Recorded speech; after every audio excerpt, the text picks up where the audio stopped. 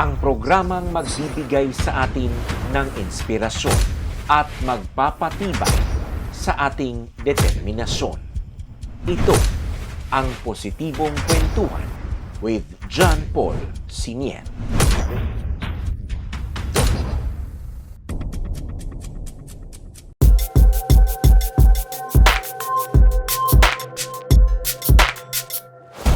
Isang magandang araw po sa inyong lahat mga minamahal kong IDOQers, and welcome po sa ating Positibong Kwentuhan with John Paul Siniel na inyo pong mapapanood sa ating YouTube channel at Facebook page na IDOQ by John Paul Siniel. Sa atin pong patuloy na Mindoro Docu-Talk Series, ngayong araw na ito ay ating matutunghayan ang kwento ng isang dating Amazona na ngayon po ay isa ng missionary ng Seventh-day Adventist Church, si alias Bisay.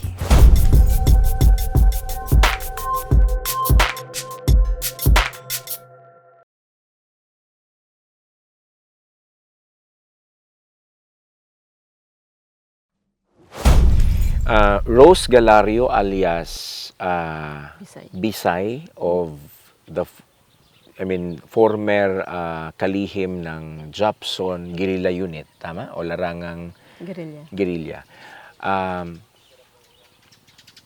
Sabihin mo sa amin bakit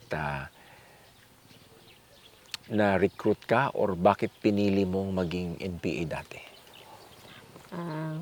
Kasi kumbaga sa background po ng aming pamilya, may maliliit pa lang kami. May tiyuhin akong nasa 1986. Kumbaga may nauna pa sa amin. Ibig sabihin, dahil may nauna akong tiyuhin, so napupuntan talaga aming bahay, natutulugan talaga ang aming bahay. Kasi ang aming mga bahay nasa liblib. Tapos ang aming barangay, medyo marami silang organized. Kaya nabuo kaming grupo ng kabataan mula pa lang sa aming sityo. Hanggang sa pabalik-balik nila kaming tinitigilan, hanggang sa natuturuan ng iba pang mga aralin, hanggang sa lumaki kaming ganun yung naging namin sa aming pamilya, na nakasanayan na kahalubilo sila, natutulog sila sa amin, tapos nauutusan nila kami. Yes. Yan. Kaya kumbaga sa una, dahil ang mga kabataan mahilig diba, sa mga kultura, mayroon kasi silang mga kulturang pagtatanghal na minsang in-invite nila kami sa isang training ng teatro. Tapos pagkatapos na namin ng training ng teatro, kami pala yung grupong bubuuhin mag-aawit sa rally. Kaya halos may traditional na rally yearly dito, June 12, yung Mayo 1, yan yung halos yung IP na buwan. Kaya human rights na na yan. Halos, December. Opo, lagi na lang kaming na kumakanta. Kaya minsan hindi alam na magulang namin na kumakanta kami sa stage. Malalaman na lang nila na nandun yung anak mo, kumakanta ng ibagsak daw ang imperialismo, ibagsak. Kaya kumbaga halos kahit kami pumapasok ng high school hanggang sa mag-college, pag tuwing uuwi kami, ini-invite kami ng mga kasama dati, nakakapasok kami. Hanggang sa napag-initan na dahil hindi maiwasan na pinapadala kami ng sulat, may sulatan sila sa bayan, may hihingian, kami rin yung ginagamit. So, ibig sabihin, natutukoy, bandang huli, uminit na kami sa mata ng kapulisan. So, dahil mainit na kayo sa mata ng kapulisan at ang pamahalaan, you opted to join the New People's Army. Ang paliwanag dun sa akin ng matanda na mainit ka na at hinahanap ka na, kailangan mo nang pumasok sa zona. Sabi ko, kaya pa naman. Sabi ko, hindi, kailangan pumasok ka na sa zona kasi hinahanap ka na ng at hindi ka na pwedeng lumantad para sa rally. Dahil nagsasalita kami, nag-impiti kami sa rally. So, ibig sabihin, sumama nga ako na kasi mainit na nga sa mata ng gobyerno. Yes. Di sumama ako hanggang sa dineploy na nga nila ako sa unit ng gawaing masa na binigyan agad ako ng tungkulin na giyang pampolitika. Kumbaga sa panahon ng squad, sa panahon ng squad pa noon, panahon pa ng SYP orientation. Wala pa ang platoon orientation noon. Kaya ang tawag po doon sa political instructor ay GP, yung kumbaga antas squad na umiikot sa paggampan ng gawaing masa. Yun, hanggang sa nagtuloy-tuloy na ako noon na ang akala ko lang noon, ang tungkulin ko lang noon ay ang pagtuturo ng awit. Hindi ko naman alam na magtuturo pala kasi sabi ko, kaya nga ayaw ko magguro eh. Ayaw ko magpasok ng guro eh. Kaya nga kumuha ako ng midwife eh. Yung pagdating doon, yun pala ang trabaho. Akala ko Magtuturo. tuturo lang sa mga kabataan ng mag-aawit para mag-aawit sa radyo. So, magaling kang kumanta pala. Marunong po. And then, mga awit na pangkultura. Opo, yung mga compose po ng tula, kanta. Yun po yung mga Okay. pangkamasa. Yun po yung mga ginagawa. Tapos ituturo din po sa mga kabataan. And you also know how to guitar.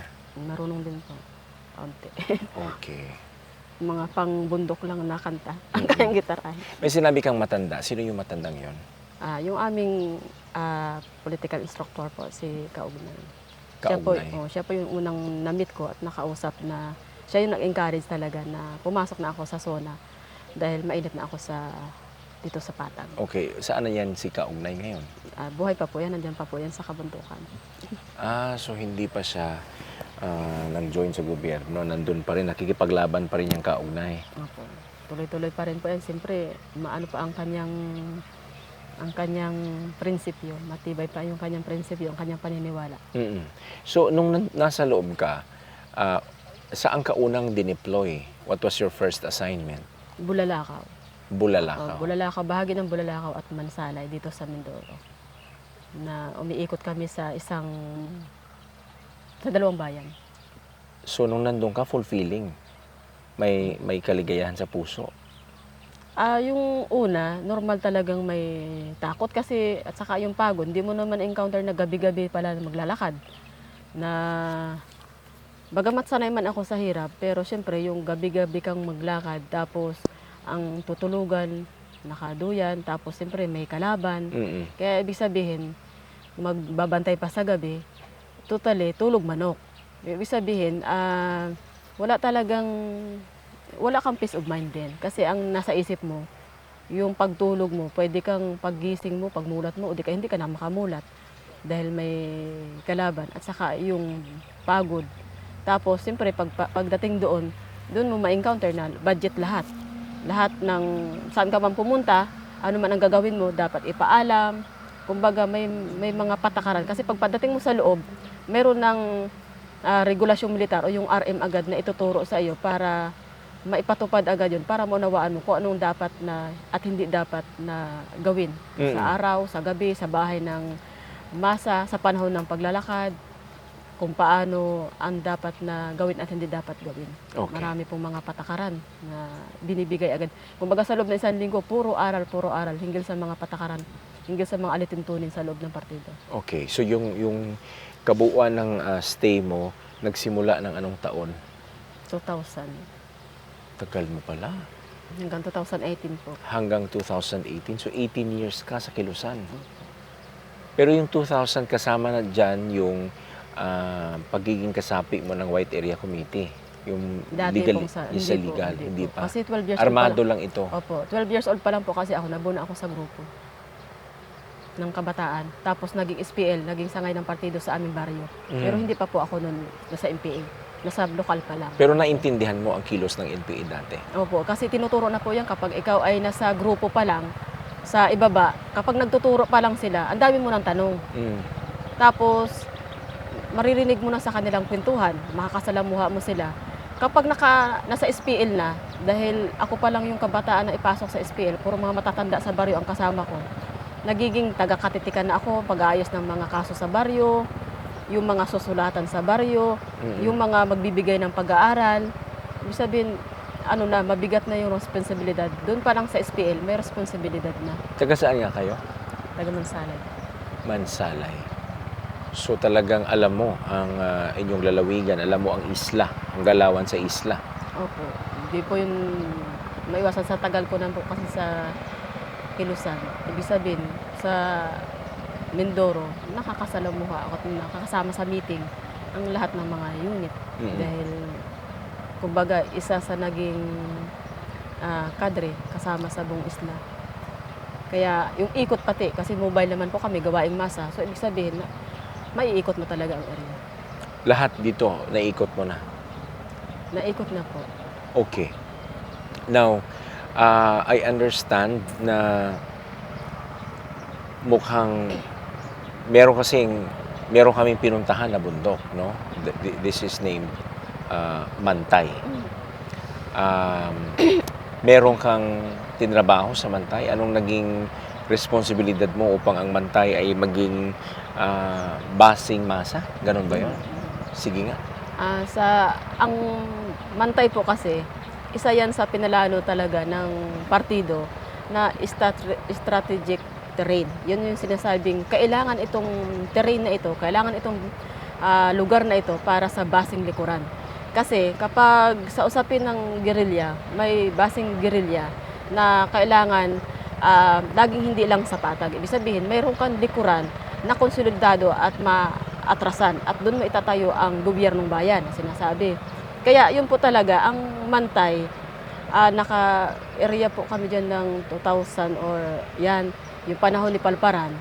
Kailangan po yan ay abutin kasi yan po yung tri-boundary na kahit saan ka pumunta, 5 bayan ang pwede mong labasan at pasukan. Ibig sabihin, strategic po yun sa panahon, sa ano ng mga unit. Mayor yun, kailangan yun. Sa maneuver ng tao, labas-pasok ng tao, sa supply, at yung pinaka-tri-boundary na yan rin yung area na kung saan maraming tao, sityo, mga komunidad, na kung saan malayo talaga sa ng tutok ng development program ng government dahil napakalayo talaga. So ibig sabihin, kung mga sa training ground o sa mga meeting, mahalaga siya, may papel siya. Kaya doon na ilulunsad talaga yung iba't ibang consolidation. Halimbawa, yung mga training, mga paglalagom, mahalaga po yung lugar na yun. Ayun ang pinakasusi. Kaya nung ma-organize yan, tuloy-tuloy hanggang sa nabuo na yung ganap na samahang masa dyan, halos inorganize yung bawat sityo.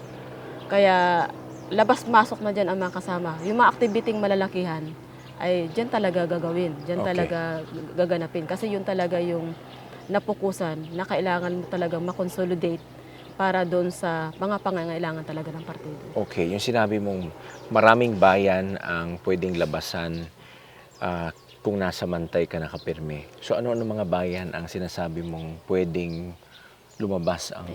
Yan. Kung sa cluster ka kasi ng Mantay, pwede kang lumabas sa bahagi ng San Jose. Pwede ka rin kung ikaw ay pa north, pwede kang lumusot ng Rizal. O pwede rin pa diretso ka ng Bungabon. At kung papunta ka naman sa Silangan, pwede pong pa Bungabon o Rojas.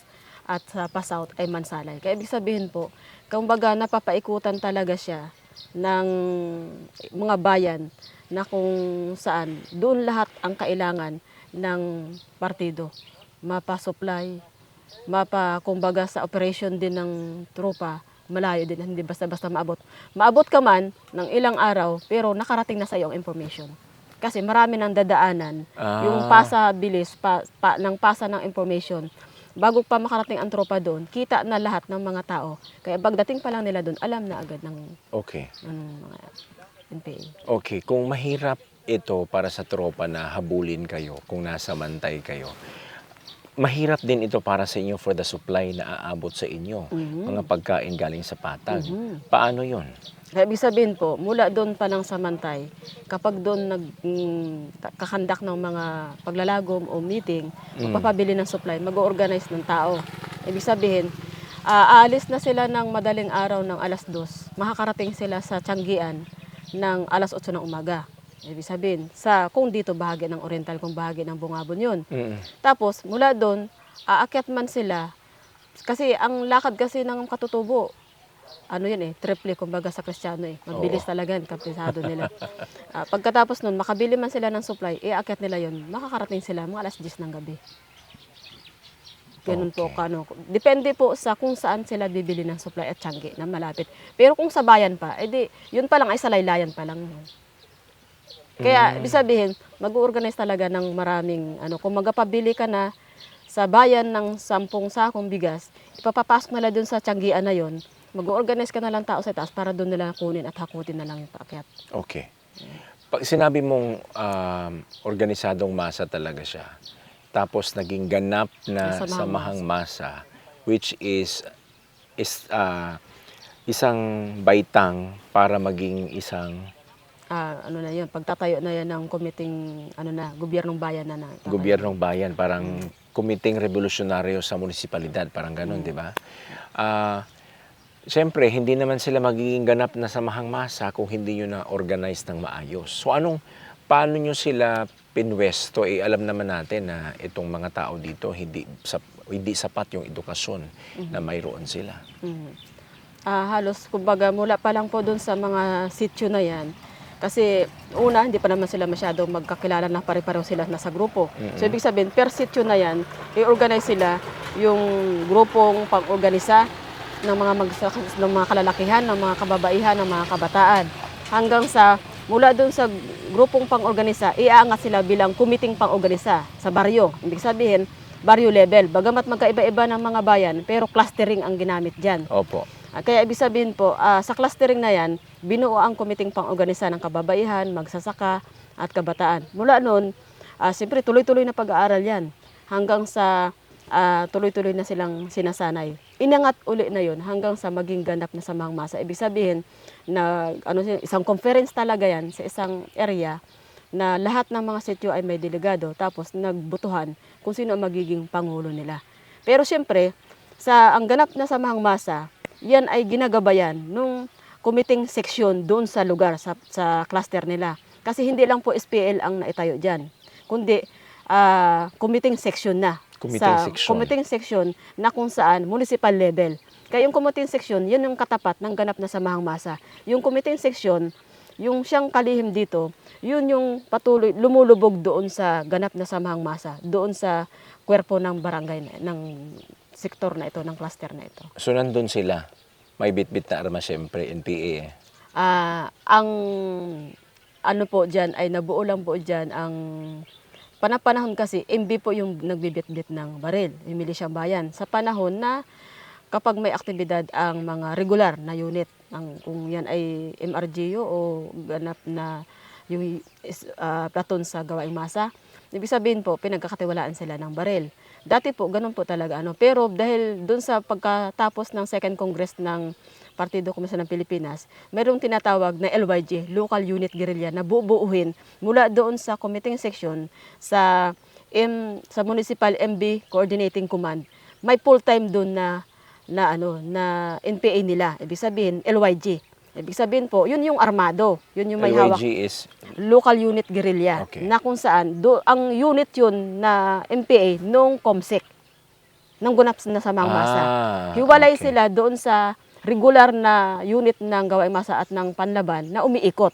Sila ay teritorial sa cluster. Ibig sabihin, LYG. Ibig sabihin, sa araw, magsaka sila, sa gabi, MPA sila. May baril yun talaga. Pero na mga full-time. yun, hindi yun nakastay sa isang lugar. Ang iniikutan lang po nila, yung cluster din nilang sakop nilang sityo. Bawal silang, hindi sila pwede pumunta sa iba pang Okay. cluster. So ano to, isang gabi dito, isang gabi doon na naman sa kabila, ganun yung Depende ikutan? po yun sa planning ng kanilang ikot ng unit ng LYG. Okay. Pero ang pinaka-territorial sila, ang teritoryo nila kung saan yung cluster ng Mantay, kung ano na yan, doon lang sila sakop. Ibig Okay. sabihin, kung sa Liding, Timbangan o basta doon ang kanilang teritoryo ng LYG. Na ang nagpapagalaw sa kanila, yung kalihim ng committing section. At ang kanilang PI doon, yung PI PI ng committing section. O kadalasan mula sa larangan na. Okay. Itong committing section ay galing ito sa partido. Tama? Ng partido po yan. Okay. May binanggit ng SPL. Anong ibig sabihin ng SPL? Sangay ng partido sa lokalidad, Sangay. barangay level. Pag inangat po municipal level, yun na po yung committing section level. Ang party po yun. Ang GP, ang committing pang-organisa sa baryo, at hanggang maging ganap na samahang masa, yung structure po ng NDF yun. I see. So ganito ka-organisado ang Mantay. Opo. Mahirap siyang pasukin ng gobyerno? Or have you experienced a government employee or a government agency na umakyat sa Mantay prior to this attention na binigay ng gobyerno? Ay, sa panahon po na yan namin, hindi po talaga nangyari na naabot po talaga yan ng Gobyerno? ng gobyerno. Kung hindi sila bababa at hindi hingi sila ng tulong sa mga mayor, hindi po yan makakarating. Sila po yung bumababa at nag-iilang araw sila sa baba para lang humingi ng tulong. Kadalasan yan minsan dati, December lang yan sila bumaba kung mamamasko. Pero yung programa talaga, na matagal nilang hinihiling, nakapasa pa yan, kailangan nila ng kalsada, hindi man nangyayari. Kailangan nila ng paano yung kanilang produkto, papapataas ng presyo ng produkto. Hindi yan mangyayari. Sino mga ngas na mga nasa gobyerno ang aakyat doon? Pero naabot lang yan nung panahon ng halos marami nang nakipagtulungan sa gobyerno. Yun na yun, yung dinala na talaga mismo ng 203rd Brigade, yung mga LGU ng Occidental at ng Oriental. Dinala nila, parang nag-combine na po ang Oriental Occidental. Nag-converge sila. Opo, yan sa panahon na yan ng dalawang gobernador para pagtulong-tulungan po yung ano. At saka, sa tulong na po yun ng mga army, ng 203rd Brigade na po yun ang nagtulak sa kanila para makarating sila doon. Alright. Why do we need to help Mantay? Bakit ganon kataas ang intensity or kabigat ang intensity ng gobyernong tumutulong sa Mantay? O kasi ang cluster na yan, dyan kasi yung bulwak ng maraming nag-NPA eh. Maraming na-encourage kasi ng mga sumama sa NPA kasi nga marami silang nasasaywar. So ibig sabihin, kung kailangan talaga nating ma-wipe out o mawala talaga ang mga nagre-rebelde, kailangan mo talagang abutin ang pinaka-sulok nito. Dalhin mo talaga ang programa kasi nandun talaga yung tunay na kahirapan sa loob eh. Kaya ibig sabihin, ganun, nung nakita na ng 203rd Brigade na sa mamagitan ng mga nag-surrender din doon sa lugar, inilinaw na nila kung bakit sila nag-NPA, kung bakit sino yung, halos NPA nagtuturo doon ng abakada dati, o ng pagsusulat dati. Diba? Ibig sabihin, kung may dadating man doon na ALS, Lunes, Martes aakyat ang teacher, Huwebes bababa na. Grade 6 pa lang, bilog-bilog at ano na lang ang matutunan. Wala. Kaya ibig sabihin, dahil mismo mga teacher, napapaguran, umakyat. Malayo eh. Opo. Halos hindi rin makapag-stay doon. Okay. Ay, nakapag-stay lang naman ngayon doon, itong huli, halos sulads lang. Oo. Pero how do you measure, ganito, gaano siya kalayo based sa paglalakad ng Tagalog? Mga 12 hours. 12 hours? Mula sa laylayan. Yan, NPA ka na niyan ha. Paano kung natural lang na tao na never experience yung bundok? Di mang ilang araw po bago makarating doon. Ay, nako. Kasi, ang bawa. So maraming sityo kang tutulugan muna bago ka makarating ng Mantay. Pwede. Coming lang, from? Kung dito ka sa Bungabon side, parang Disap, pwede ka matulog muna ng Abalya. Kinabukasan, lakad ka na uli.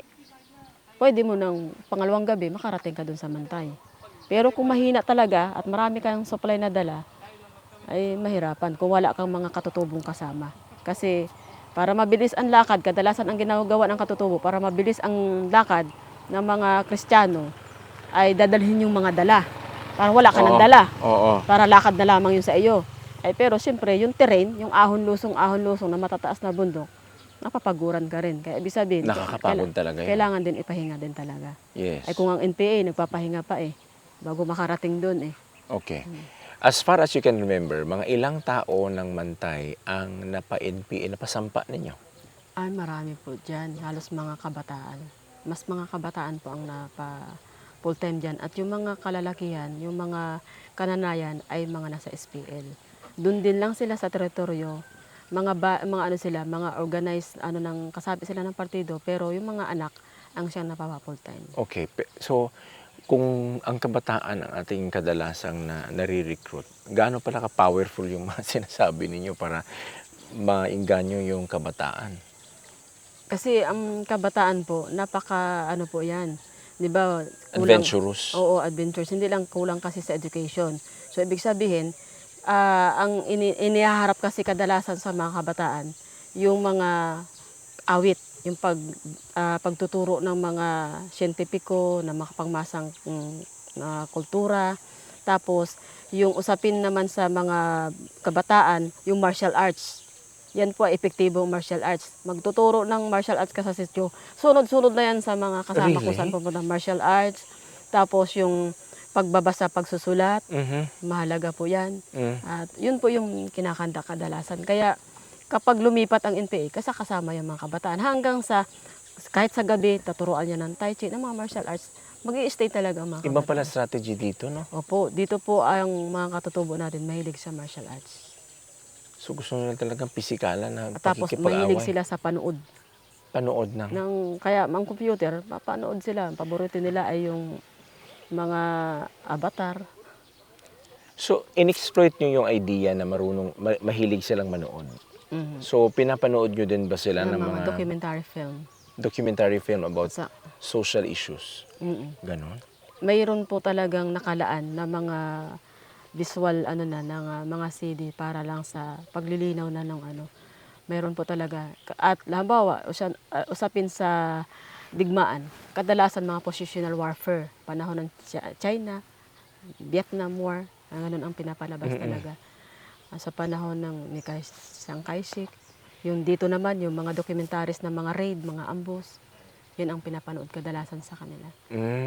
Para mahimok sila na magalit talaga. Opo. Na, Pang-agitate po kasi yun. yes, inaabuso ang karapatan ng mga Pilipino. Tapos iba pa, halos mula kabataan, tinuturoan na yan. Mula pa lang doon sa unang kurso ng MKLRP, maikling kurso sa Lipunan at Revolusyon Pilipino, at Iskumpacom na yan, ay doon pa lamang, hinihinog mo na yung kaisipan at binabago mo na ang paniniwala nila. Kasi mismo doon pa lang doon, may kwentahan na, may tanungan na agad doon na mayroon ng mga inililinaw kung paano na agad sila magalit sa gobyerno. So may reflection ito. Parang sa eskwelahan na nanood ka ng pelikula, pagkatapos mag-reflection ka. May theoretical na talaga yan. Kaya, kumbaga, hindi man sila nakapag-aral. So, ang nagtuturo lamang ay sila. Siyempre, ang paniniwalaan talaga nila, yung itinuro ng NPA. Kasi yun din hindi pa yung sila nakikita nila nakapag-aral always eh. Opo, at saka halos paikot-ikot doon. Walang umiikot na, kundi sila rin lang ang nakakalubilo. Ibig sabihin, yun ang pagkaalam nila, yun ang gobyerno nila. Alright. Yun yung tumutulong sa kanila. Kapag may away sila sa usapin ng lupa, at away mismong agawan ng asawa, doon din sila magrereklamo, doon din sila magpapaayos ng problema nila. Okay. Matagal ka dito na umiikot-ikot sa Mindoro, mga kabundukan ng Mindoro. Marami kayong naranasang mga sityo. So, how many sityos are we talking about? Na masasabi nating talagang walang makikitang pamahalaan. Ay, marami po dito. Basta mga area ng katutubuan talaga ay pinakamalalayo. Halos hindi talaga sila naabot ng proyekto ng gobyerno. Marami po. Are we speaking about 100? Mga sityos? Oo. Ay, hindi lang po 100 yan.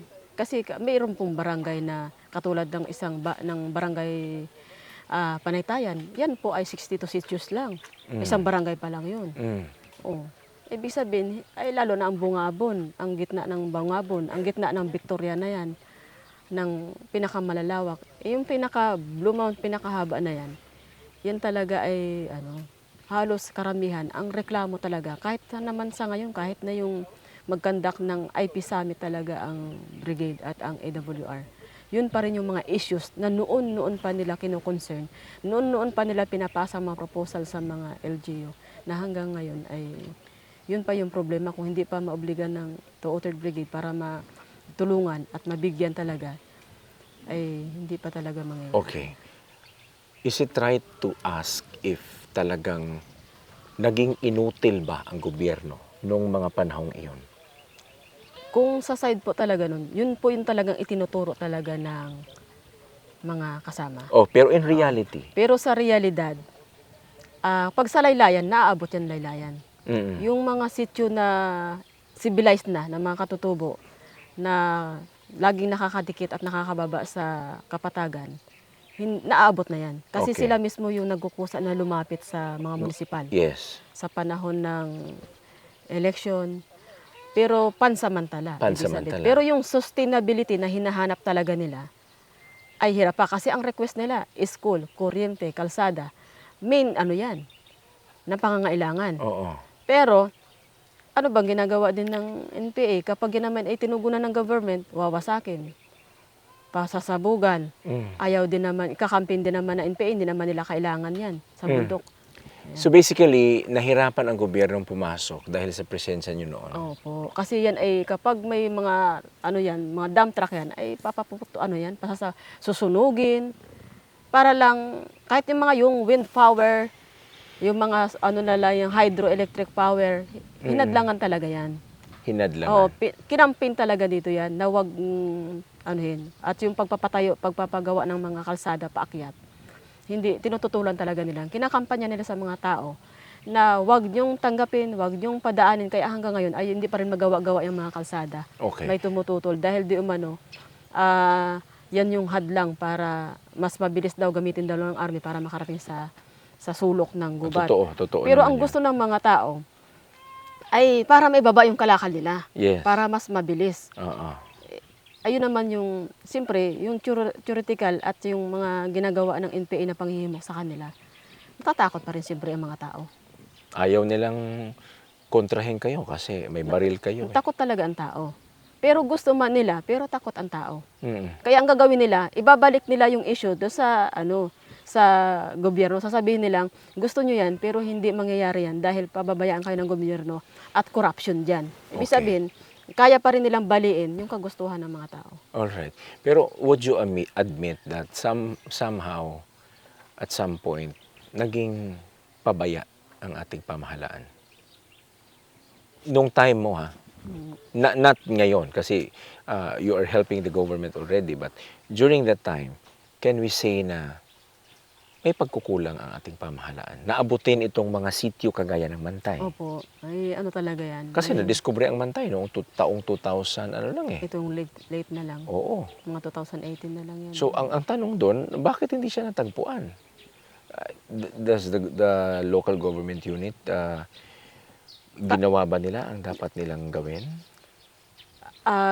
Kung nasa plano man nila yan, pero hindi nila kayang ipa-implement. Ay, minsan kasi, mismong nasa local government din, mismo Kasapi. ang kasapi at tao nila, alyado nila eh.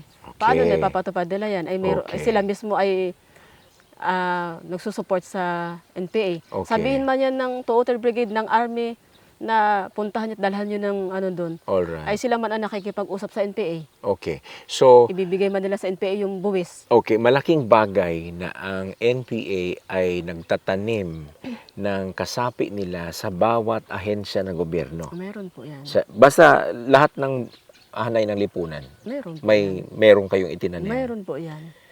Kumbaga sa lahat ng sektor.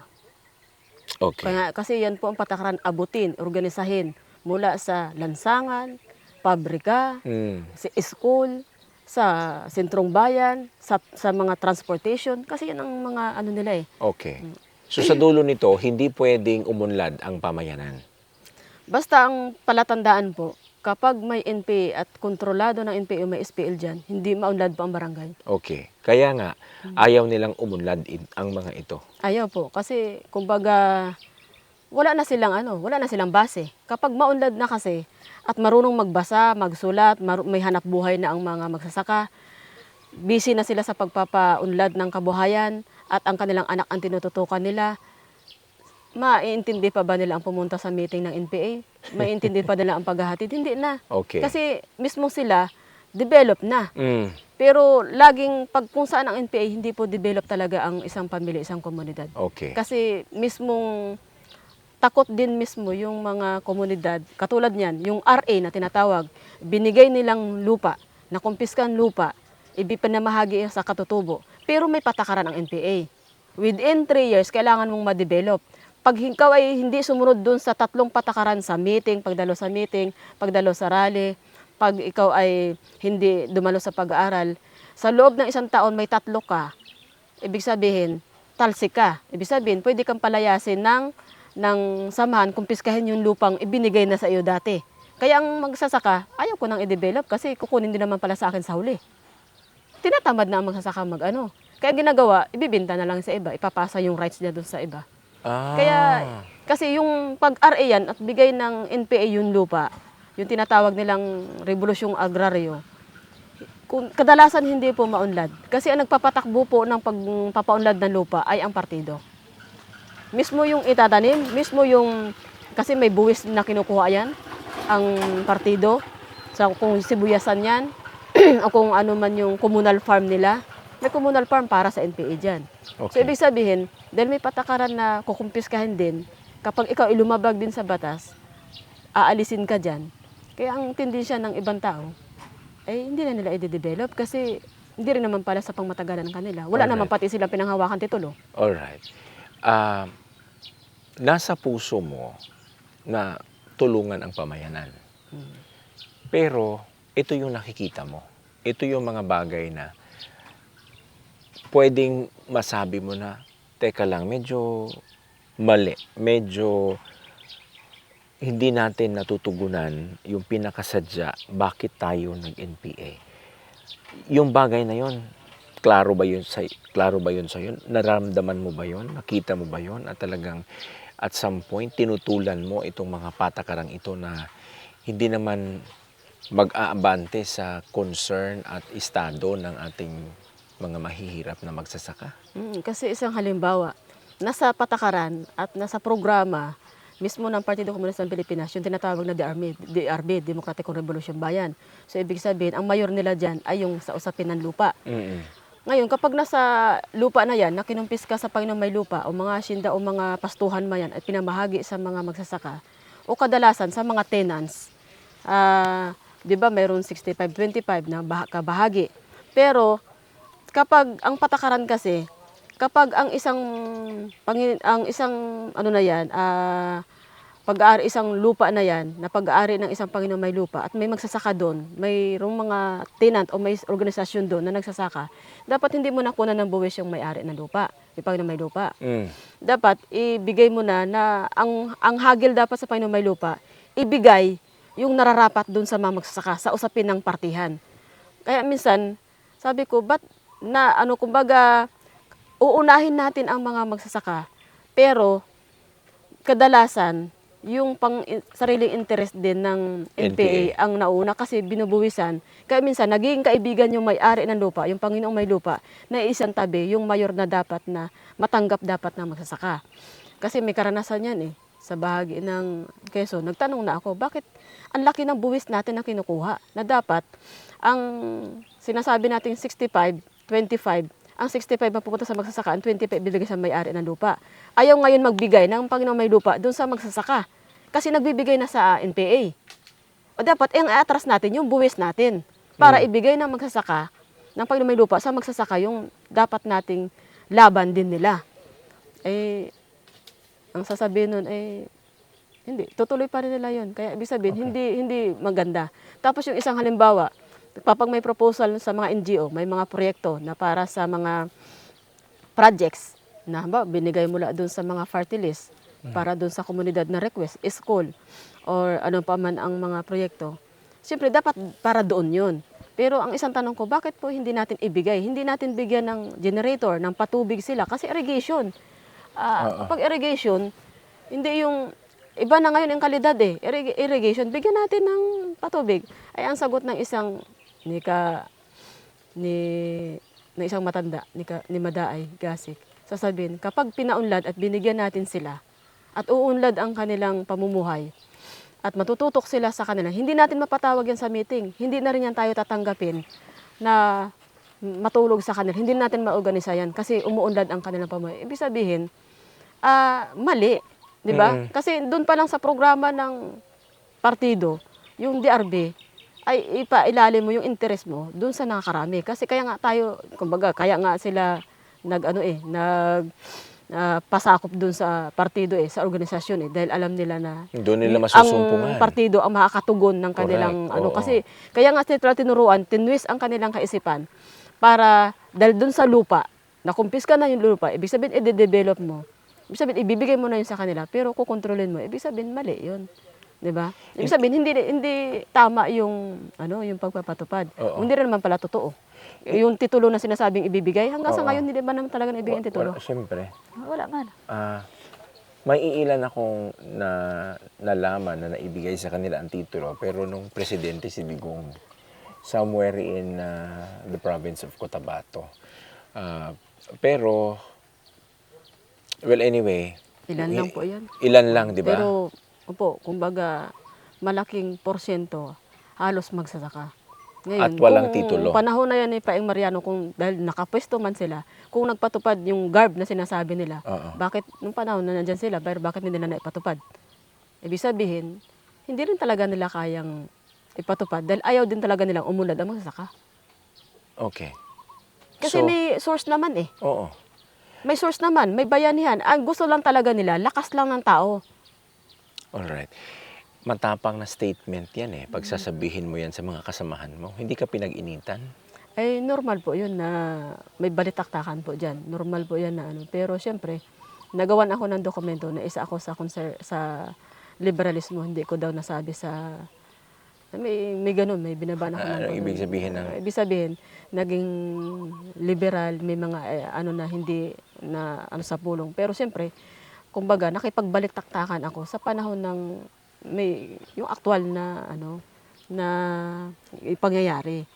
Pero ibig sabihin, ang nasa isip ko, alam natin lahat. Pareho tayong kadre. Ibig sabihin, ang purpose ko, paano paon na rin yung base, paano paon na rin ang ganap na sa mga masa, ang mga organisasyon. Ibig sabihin, kapag nakipag-usap ka sa mga mayor, ang ihahagil mo yung kapakanan ng mga yon. Pag nakipag-usap ka sa Panginoon may lupa, ang kapakanan ng mga yon, hindi yung interest ng partido, di ba? Kasi yun ang nasa batas eh. Pero ibig sabihin, hindi rin pala patas, hindi rin man pala totoo. May nangyayari din talaga na mas mahalaga ang relasyon ng Panginoon may lupa at ng partido. Ibig sabihin, nakakalimot din minsan doon So, sa... ginamit lang ang masa. Yan, sa esensya, ganun talaga yun. Ang pinaka-esensya na kasi pag walang masa, wala ang partido. So, masasabi natin, ang paboritong prutas ng partido ay mangga. Yun talaga. Manggagamit sila. Manggagamit talaga. Kasi, ano pa ba ang sasabihin na para sila sa mga tao? Ay pero sa hinaba-haba talaga ng panahon, hanggang sa ngayon, halos nakita ko pa hanggang sa ngayon, kahit ako umiikot, lahat ng may mga impluwensya ng mga kasama, hindi maunlad. At lahat ng RA na hawak nila, hindi umuunlad. Maliban lang kung naging suwail ang mga organisasyon na lumalabas at nagpapalusot ang tawag doon, na hindi nagsisentralize sa party. Yun ang nakakaangat. Nakakaangat sa buhay? Oo. So, ibig sabihin, kung may collection sila, binubulsa nila? Kung may collection sila, hindi na sila nagbibigay ng revolutionary tax sa, hindi nagsisentralize sa party. Ibig sabihin, sa pampamilya na nila. O hindi sila nagsisentralize na doon sa organization. Or, Sila mismo nag-aaway na doon sa organization.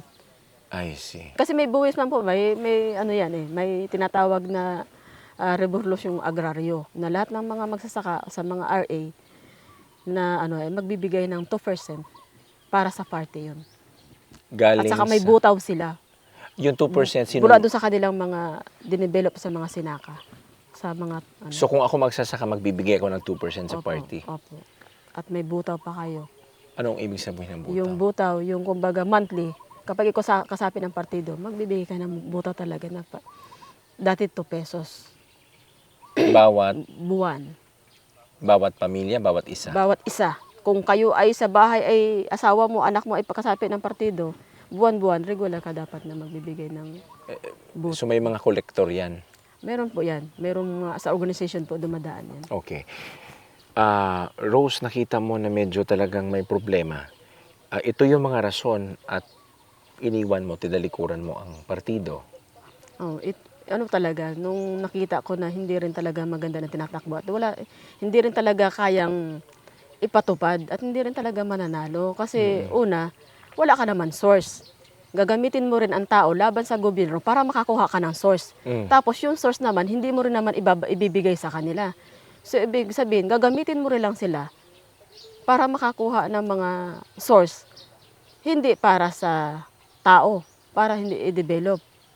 Pwede naman kasi gobyerno na lang ang magbigay, di ba? Pwede mo naman hikayatin ang gobyerno na dalhin nyo doon. Oo. Pero ibig sabihin, dahil, kumbaga, gusto kasi nilang itayo talaga ang gobyerno. Pero ibig sabihin, sa haba na hindi mangyayari. So lumabas ka? Opo, hindi mangyayari. Walang patutungan kasi nagiging broken family lang. Okay. Una, nag-iintindi ka ng maraming tao. Nag-aayos ka ng maraming problema. Yung pamilya mo naman napapabayaan. This happened to you? Nag-asawa ka habang nandun ka? Doon na po ako nakapangasawa. Anong nangyari sa husband mo? Naging broken din karamihan po nagiging broken family. Broken, so humiwalay ka sa kanya? Siya yung humiwalay? Hiwalay na rin. Kasi naiwan naman siya sa taas eh. Ako po yung naunang umalis. Okay.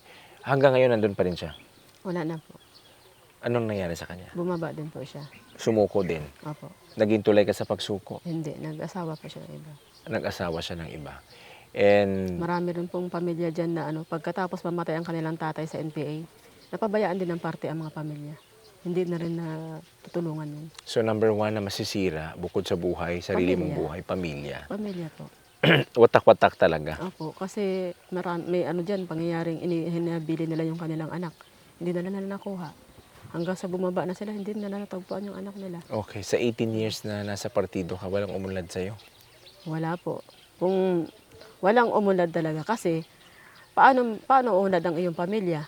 Yung pa lang sa supamil na ibibigay mo dun sa anak mo, saan pupunta ang 1-2 sa isang buwan? Kung 3 ang anak mo, 3-6, nag-aaral hanggang high school. Hindi man talaga kaya sustentuhan ng partido. Kahit 2 kayo mag-asawa, 3-6 isang buwan ang ipadala mong budget ng anak mo, pang sabon, pang gatas, kulang po yun. Hindi, walang uunlad. Kaya kung nung pagbaba ko, nag-start ako magtanim ng rambutan. Mag-start ako Really? Opo. Siyempre, ibig sabihin, nasayang yung 18 years. Kung 18 years, ibig sabihin, Meron ka na sa may bunga, bunga no? na sana ang rambutan. Nag-aano ka diba? Kasi nung panahon na sa bundok, palipat-lipat ang anak ko. Wala namang stay. Kapag bumaba, yan talaga ang realidad. Pag bumaba ka, mag-start ka sa number 1, sa 0 ka. Hindi mo alam kung saan ka pupunta. Hindi mo alam kung saan ka titira. Pero siyempre, dahil tayo ay sa sarili mo ka na ng lugar, uuwi sa magulang mo. Pagdating mo doon, start ka talaga. Wala ka mang baon. Okay. Paano ka sumuko, Rose? Dahil pagbaba ko talaga, alis na ako sa Kilusan, dumiretso ako sa nagtago lang talaga ako. Nakatago na ako ng ilang months kasi wala akong kapamilya. Mm-mm. Nagtago ako talaga sa isang lugar. Ilang araw ito?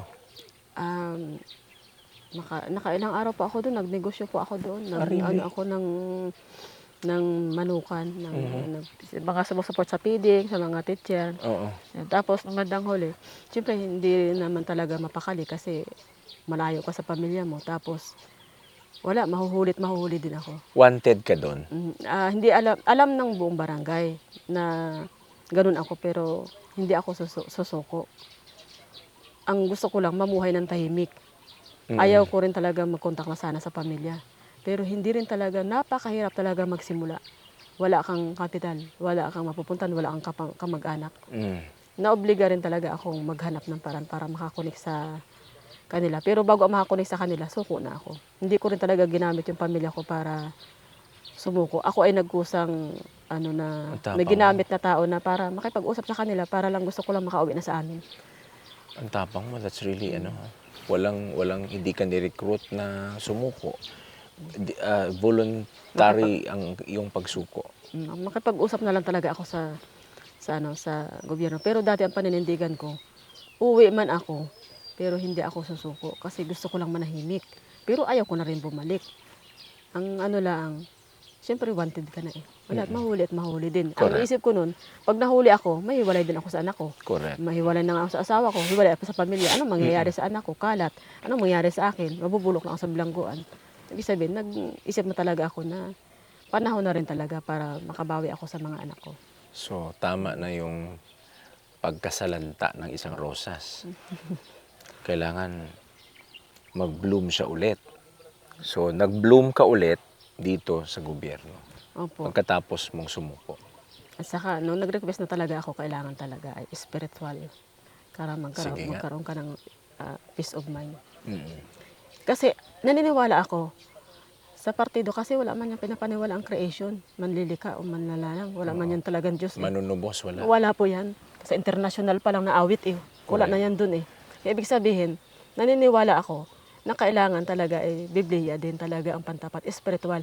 Kumbaga sa win, hold, win, develop, mas dapat yung tsurya, katapat din ng tsurya yun. Katapat din dapat yun ang paniniwala at pananampalataya. Na sa hinaharap kasi ang partido naniniwala na mawawasak ang simbahan, mawawasak ang paniniwala sa bandang huli kapag nagtagumpay ang revolusyon. Pero ako naniniwala na may Diyos pa rin ako sa puso. Kaya kahit ako ay surrender na, kailangan ko rin magkaroon ng peace of mind. Yeah. Kaya sabi ko, nung tinanong ako ng brigade, Ay, mahalaga po, ang makapagwasak po din diyan ay pananampalataya. Ma-spiritualize din lahat ng mga nag-surrender kasi kahit po yan ay sumurrender, pwede pa rin nila yan mabawi. Kasi ang tsorya na andun pa, hindi pa nawasak ang paniniwala. Yes. Pero kapag naniwala na yan sila sa Diyos, na doon sila magtiwala, at lahat ng problema ay sa Diyos, ibig sabihin, mababago ang kanilang Amen. tsorya. Amen. Di ba? Kaya yun po yung, kung bakit ako napunta sa AWR missionary. Itong Adventist World Radio. Opo. So, Pinahintulutan po ng nasumpungan brigade mo ang Panginoon sa kanila na. sa Adventist Church. Dinala ako po doon ng 2/3 sa kanila, pinakilala. Pinakilala. Kasi ito yung hinanap mo. Mm.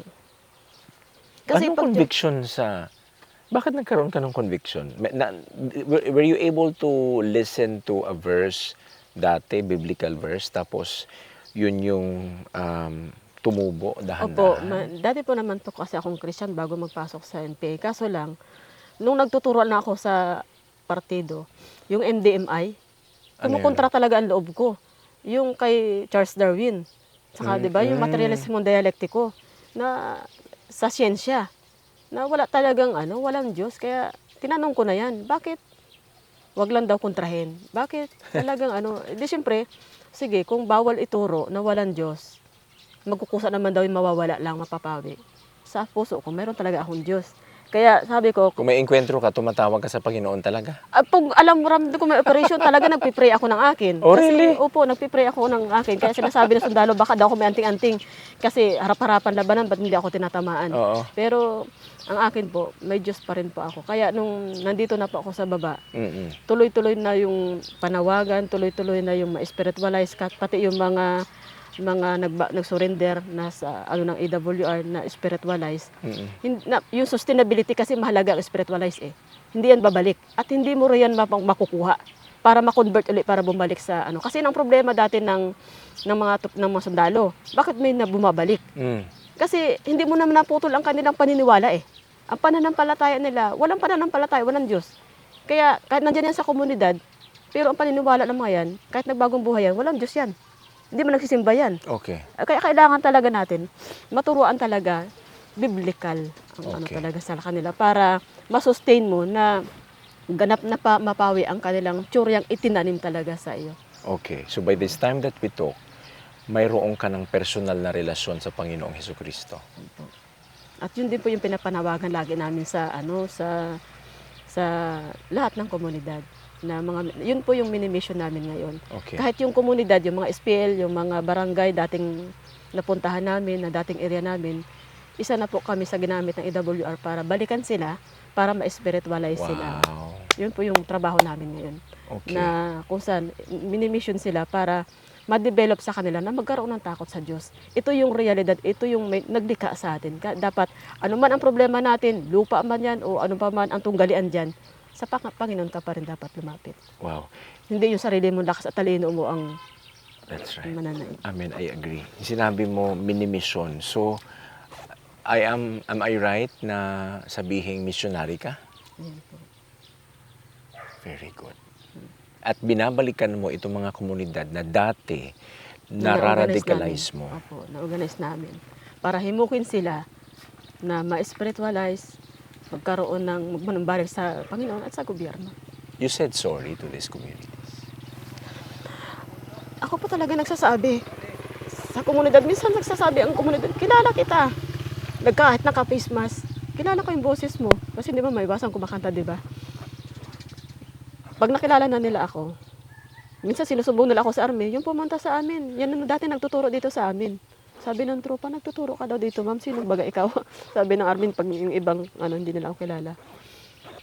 Opo, nagtuturo nga po. Pero dati ngayon po, hindi na po yun ang tinuturo ko, kundi Bible na po ang tinuturo ko. Okay. Why are you crying pag yan ang pinag-uusapan? O kasi, nag-instrumento ako sa mabang panahon. Paano matwist yung paniniwala ng tao. Pero, siyempre may konsensya. Kumbaga, mali kasi yung nakatuwid ako ngayon, pero sila hindi. Siyempre gusto kong tumulong sa gobyerno para ituwid din sila sa kanilang paniniwala. tulungan din sila para ma-develop sila, para makarating din sa kanila ang Panginoon at ang gobyerno. Nung ikaw ay naging missionary, ano na ang mga nangyari sa mga communities na pinuntahan mo?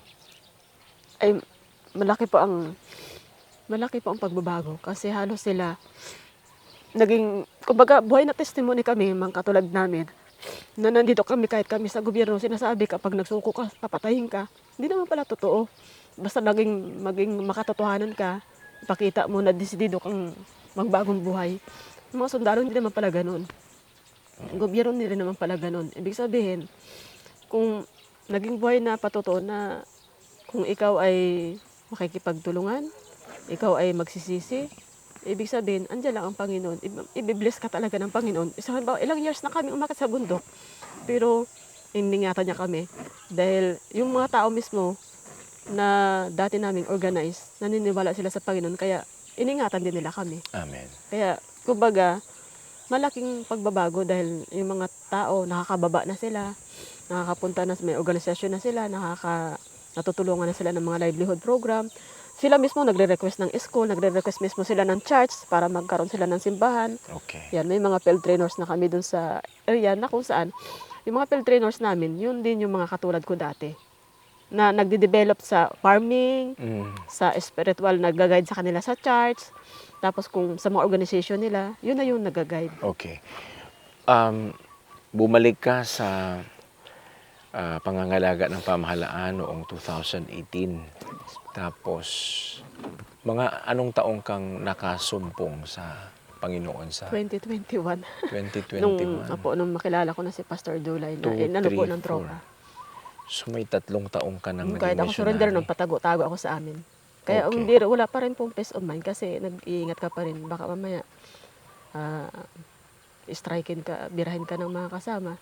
Pero wala nung accept ko na si Lord. Ako willing na tumulong. Tinanggap ko na rin, saan man ako pumunta, mamamatay ako. Kaya kahit pamilya ko, nakahanda na rin sa ganun. Pero sabi ko, hindi pa huli ang lahat. Bago man nila ako mapatay, at least nakatulong ako. Amen. Naituwid ko. At nakatulong ako sa iba para maunawaan nila kung bakit na dapat magbagong buhay sila kasi wala namang pupuntahan. 3 taon na naging missionary ka at counting tayo dito. Patuloy ang pagiging missionary. Opo, tuloy-tuloy po yan. Kaya tuloy-tuloy marami kami nakasama na ngayon ng mga nag-surrender. Wow. Hinahanap na po nila kami. Yun, para matulungan sila. Yun po yung trabaho ngayon. I-guide yun lahat. Kung anong kailangan nila pangkabuhayan, livelihood program, usapin sa medical. Yun po yung trabaho ko ngayon. Para matulungan sila, may pakita sila na may pag-asa pa sa gobyerno. May makakatulong pa sa kanila. Na marami naman talagang tutulong. Hindi totaling wala. At hindi ka rin naman pahintulutan ng gobyernong papatayin ka, ikukulong ka ng wala ka namang kasalanan. Totoo. Ibig sabihin, gusto ko lang maging buhay na Patotoo. testimony sa karamihan. At ganun yung ginagawa namin ngayon, na panghihimok sa mga barangay. Kaya nung bandang huli makita na nila kami, nung una nasa-shock sila. Pero nung huli, napabalik-balik namin, natanggap na nila. At ako talaga mismo humingi ng sorry sa kanila. Na naging instrumento ako. Instrumento din lang ako para kayo ay magamit. Kayo ay instrumento din lang para sa iba pa. Pero gusto ko nang putulin na natin na maging instrumento muli sa isang pagkakamali. Na Okay. dapat sama-sama na tayo dito para umunlad para hanggang sa mga anak na. Alright. Baka mapanood ito ng mga taga-komunidad kung saan ka pumunta noon para i-organisa sila at i-radicalize. Ano ang gusto mong sabihin sa mga taga-komunidad na ito na hindi mo pa napuntahan upang humingi ng tawad? Sa lahat ng mga bapa, mga bayi, sa lahat ng na naturuan sa isang maling paniniwala, sa isang maling tsorya, humingi ako ng sorry. Nag-instrumento din lang ako. Na hindi ko, bagamat tumagal ako sa kilusan, dahil naawa ako doon sa kapwa ko mahirap. Kahit alam kong walang patutunguhan. Pero humingi ako ng sorry na naging daan ako para manatili kayong mahirap. Natiling pa rin, atrasado pa rin ang paniniwala. Ngayon na yung panahon. Dahil iba na yung panahon ngayon, kailangan na talaga natin magbagong buhay. Lumapit na talaga sa gobyerno at sa Panginoon. Okay. And with that, Rose, thank you very much for the time that you spent with us. Salamat sa binigay mong mga statement, mga pahayag. I believe yung mga pahayag na yun will help our country become a better one. And will also help our fellow Filipinos na maging part sila ng pagkakaisa, maging bahagi ng pagkakaisa upang tayo ay umusbong. And with your message na sana'y bawat isa ay makasuplong sa totoong Panginoon, mayroon tayo. And God bless you. Thank you. Congratulations. Thank you po. Okay. Maraming salamat po sa inyong lahat, mga minamahal kong IDOQers, sa inyong patuloy na panunood, pagsuporta at pagtangkilik sa mga video na ating ginagawa dito sa ating YouTube channel at Facebook page na IDOQ by John Paul Siniel. Naway marami po tayong natutunan sa kwento ng ating missionary mula sa Seventh-day Adventist Church na si Alias Bisay. Sa inyong lahat po na hindi pa po nakapag-subscribe sa ating YouTube channel at patuloy po kayong nanonood sa ating positibong kwentuhan, ako po ay nag-aanyaya sa inyo na pakisubscribe po ng ating YouTube channel na IDOQ by John Paul Siniel. And also, for you to be alerted once we have new uploads, please do click the notification bell. You can also share and like our Facebook page, still the same name, IDOQ by John Paul Siniel.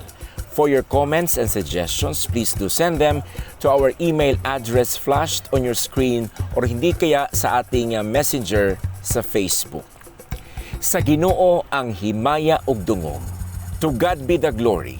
Hangtod sa sunod nato nga positibong kwentuhan with John Paul Siniel. Ito ang positibong kwentuhan with John Paul Siniel.